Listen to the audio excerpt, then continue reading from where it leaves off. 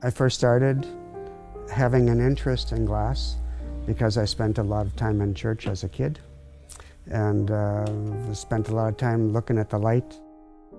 So I fell in love with architecture and in particular windows.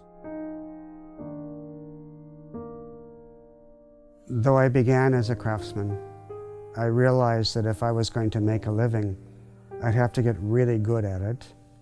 And I understood that the really good people were actually artists who happened to, in a sense, be craftsmen.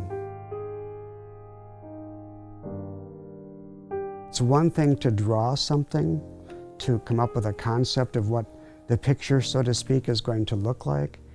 The great challenge is to find the right glass, to actually execute that so that it works at the visual level that you're hoping for and expecting in that particular setting.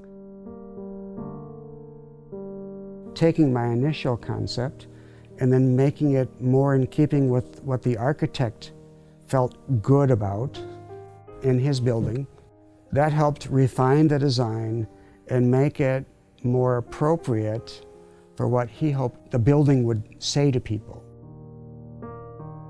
And trying to simplify it, but still keep what for me was the story that I was trying to tell, which, Edina basically comes from it being a mill environment.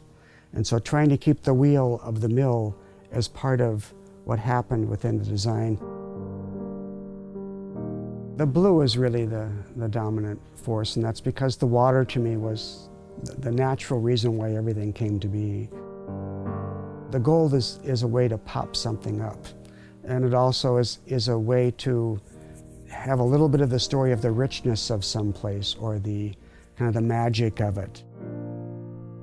Even something like bare branches or whatever, seen through a piece of beveled glass, you throw out at the edge of things, you get the rainbow effect, you get the full color spectrum right at these little tiny lines that refract through there, so that even though it's understated, it still has a lot of pop to it.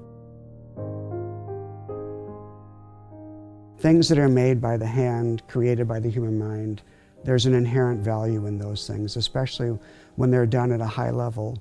And usually public art is done at a pretty high level.